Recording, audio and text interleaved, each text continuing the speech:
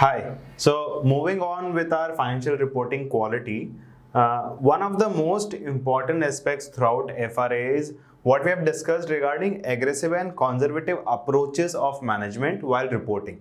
Right हो सकता है कि मैनेजमेंट बोलता है करंट पीरियोडिकल कॉस्ट जो है उसको कैपिटलाइज कर दो, कोई बोल सकता है कि एक्सपेंस कर दो. So if whatever the management is saying, is it consistent, and if not, why? That is the whole question regarding quality, right? जो भी अप्रोच फॉलो हो रहा है कंपनी में, is it consistent, and if it is not consistent, then why? That we need to ask each of the management while reading through their financial statements. So aggressive approach क्या होता है और conservative approach क्या होता है वो समझ लेते हैं. If rest of the things are not that visible, it's okay, it's there in your notes. What I would like to discuss is ये चैप्टर को पढ़ना कैसे है वो भी थोड़ा समझ लेते हैं.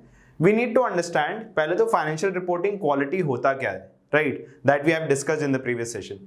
Now we will be talking about the aggressive and conservative approaches that management can have, and then we will be learning why do management is taking such low quality financial reporting steps, right? And अगर वो financial reporting steps adequate नहीं है, so how can we really find what are the warning signs?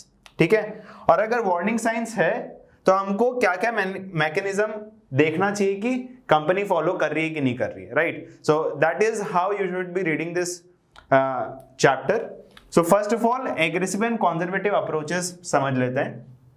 Current periodical cost अगर capitalise हो रहा है मतलब directly आपके बैलेंस शीट में चला गया, इनकम स्टेटमेंट में खर्चा नहीं गया मतलब ज्यादा प्रॉफिट दिखेगा. सो एग्रेसिव में क्या है? Aggressive approach is basically when you are showing too much of profits by either recognising revenue aggressively, मतलब पहले रिकॉग्नाइज कर रहे हो, या फिर ईदर डिलेइंग रिकॉग्नाइजिंग एक्सपेंसेस.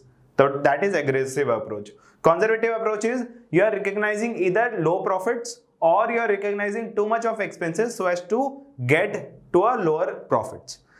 ऐसा जरूरी नहीं है कि conservative approach is better than aggressive approach. Mind you, this is very important thing that you should be knowing is aggressive approach और conservative approach में ऐसा नहीं है कि aggressive approach ही खराब है, क्योंकि उसमें क्या हो रहा है कि हम profit ज्यादा दिखा रहे हैं, which is not that good for the investor. ऐसा नहीं है. Conservative approach भी खराब हो सकता है. Why? Because currently we are showing lesser profits because either we don't want to pay much taxes or other way around. But conservative approach में आज हम जितना भी प्रॉफिट कम दिखा रहे हैं, हो सकता है कि हम वो प्रॉफिट accumulate कर रहे हैं so as to show growth in our coming quarters or coming years. ठीक है, इसको कुकी जार अप्रोच भी बोलते हैं, where you are storing the profits of today's so as to use them for tomorrow's growth. ठीक है, बाद में आने वाले टाइम के लिए हम अगर ग्रोथ दिखाना चाह रहे हैं तो भी हो सकता है कि हम कंजर्वेटिव अप्रोच फॉलो कर रहे हो. इसीलिए इधर कंजर्वेटिव और एग्रेसिव दोनों ही अप्रोच खराब या अच्छे हो सकते हैं depending on financial statements to financial statements, right? What we need to understand is are we following the gap and is our earnings quality good or not. ठीक है, हमको तो हमेशा वही देखना है. So what will be understanding is aggressive or conservative क्या है. तो करंट पीरियोडिकल कॉस्ट अगर कैपिटलाइज हो रहे हैं तो एग्रेसिव, अगर वो एक्सपेंस हो रहे हैं then it is conservative. If our life estimate of asset is longer, मैं सोच रहा हूं कि मेरा एसेट बहुत लंबे समय तक चलने वाला है तो मैं एग्रेसिव हो रहा हूं. वेयरएज अगर मैं उसको शॉर्टर मान रहा हूं कि my asset will not last longer, it is a conservative approach.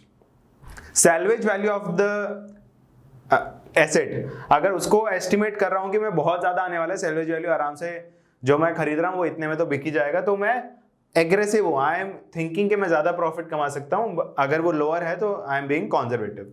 Similarly depreciation में अगर आप एसएलएम फॉलो कर रहे हो, straight line method, so you are putting depreciation की आज भी उतना ही डेप्रिसिएशन लगेगा जितना 10 साल बाद लगने वाला. I am basically smoothening my profitability and hence it is an aggressive approach. Accelerated approach अगर आप लगा रहे हो, मतलब आज depreciation ज्यादा रहेगा and later years में कम रहेगा because आज उस मशीन का प्रोडक्टिविटी भी ज्यादा है, वो that will decline with years and hence it is a conservative approach. Next is impairment recognition. Impairment अगर आप डिलेड करते हो, मतलब आपको लग रहा है कि हो भी सकता है नहीं भी हो सकता है, let's recognise a year later, then it is aggressive approach. But if you are recognizing it too early, then it is a conservative approach. वैसे ही वैल्यूएशन अलाउंस ऑन DTA और वारंटीज का जो प्रोविजन है या फिर बैड डेट रिजर्व जो बनाते हो, वो अगर आप बहुत ज्यादा बना रहे हो तो आप कंजर्वेटिव हो because you are lowering your profits. But if those provisions are quite less, it means that you are being aggressive. ठीक है. So these are some of the methods that company can use to basically financial reporting quality को अच्छा करना या खराब करने के लिए वो यूज कर सकते हैं. These are some of the methods that people generally use so as to basically make you astray. आपको अगर भटकाने के लिए they can use such methods. हमको क्या देखना है? हमको तो ये देखना है कि गैप और IFRS जो बोल रहा है वो फॉलो हो रहा है कि नहीं हो रहा है, and also that whatever is convenient to the company. ठीक है, कन्वीनियंट जो है वो नहीं हो रहा है, but what is actually applicable to the company वो फॉलो हो रहा है. ठीक है. So applicability and convenience are two things. अगर वो कन्वीनियंटली कुछ चीजें करते जा रहे हैं even if it is not applicable, तो it isn't it is a low quality financial reporting. But what is really applicable, उसके कंपनी के स्ट्रक्चर के हिसाब से जो चीजें होनी चाहिए अगर वो वैसे ही फॉलो हो रही है, then it is a high quality financial reporting. So what are the conditions that are present when people really manipulate financial reports? ठीक है. So what are the conditions present when managers report low quality financial statements? उसके कुछ 3 conditions होते हैं. They are always present when you see a low quality financial report. What are the 3 conditions? The conditions are motivation, opportunity and rationalization. ठीक है. आपको ये याद करने की जरूरत नहीं है, but if you just read through it आपको समझ में आ जाएगा कि it's very these are the conditions that are really necessary to manipulate books. So motivation is what? देखो, मैनेजमेंट अगर फाइनेंशियल रिपोर्ट में कुछ घपला कर रहा है, घपला भी नहीं करके जस्ट रिकॉग्नाइजिंग द रेवेन्यू इधर अर्ली और डिलेड, वो भी बहुत मैटर करता है कि उसका मोटिवेशन क्या है. उसका मोटिवेशन क्या हो सकता है? Either his compensation is linked to the stock prices. Stock price तब मूव होगा जब प्रॉफिटेबिलिटी अच्छी आएगी, तो हो सकता है कि वो उसके लिए मोटिवेटेड हो. The second one could be his career consideration. हो सकता है कि अगर मैं ज्यादा प्रॉफिट दिखाऊंगा तो मेरा प्रमोशन हो जाए. Other one could B earnings target. Management ने पहले बोल रखा था कि मैं 25% ग्रोथ दूंगा. The earnings have only grown by 22%. For that extra 3% they are either being too aggressive or they are recognizing their expenses a little late such that their profitability increases. And the last one could be perception of their customers, their debt holders, their suppliers, their equity shareholders. तो ये सब उनका भी perception होता है ना. एक suppliers बोलेगा यार since I am giving you goods on credit, are you even worthwhile? ठीक है, आप जो गुड्स मैं आपको क्रेडिट पे देता हूं, आपका इतना प्रॉफिट भी छूट रहा है क्या? आप कितना प्रॉफिट कमा लेते हो? आपका टर्नओवर कितना है? So he will also do some due diligence and to maybe get on the good books of his, we can manipulate our books, right? So motivation is first condition. Second is opportunity. ठीक है, company जो management है वो motivated तो था ही, but opportunity भी तो होनी चाहिए. अपॉर्चुनिटी मतलब क्या? आपके इंटरनल कंट्रोल्स वीक हैं, आपका जो बोर्ड ऑफ डायरेक्टर्स है वो इनएडिक्वेट ओवरसाइट कर रहा है, मतलब उसको मतलब ही नहीं है कोई ठीक से बन रहा है नहीं बन रहा है. They are not that keenly watching the books. और the last one could be accounting methods are so wide, right? They are so open to perception and interpretation that people tend to use whatever is convenient to them. ठीक है, इतने सारे accounting estimate है, accounting method है, accounting policies है, that people can play with those in order to have that opportunity. And the last one is rationalization. Management जब भी लो quality earnings दिखा रहा है तो वो हमेशा खुद को रैशनलाइज कर लेता है. यार इस बार कर रहा हूं, नेक्स्ट टाइम ठीक कर लूंगा, ये तो अभी जरूरी है, नेक्स्ट टाइम तो सही हो ही जाएगा. I am doing this for the sake of the company. Such rationalisation is always there when it comes to low quality earnings. So these are the 3 conditions that will be present when a manager basically reports low quality financial statements. अब अगर आपको ये see these will not be directly visible. How will these be visible? By looking at the warning signs. तो warning signs क्या होती है वो देख लेते हैं. Basically these are the red flags that you can easily watch out for in the financial statements so as to know whether the reporting quality is good or bad. ठीक है. First is revenue growth. Revenue growth अगर हो रहा है, it should be commensurating to your peers, it should be commensurating to the industry. अगर उसी industry से आप ज्यादा अच्छा ग्रो कर सकते हो, you can be growing much more faster as compare to your peers, but वो जो फास्टर ग्रोथ आ रही है वो कहां से आ रही है वो समझाना बहुत जरूरी है, right? And it can not be very starkly different. It can be a difference of maybe 3%, 5%, 10%, but if it is starkly different between two peers, we need to be careful. See, so out of line अगर compensation growth out of line अगर revenue growth आ रहा है as compare to their comparable peers, we need to take it as a red flag. Second is lack of transparency.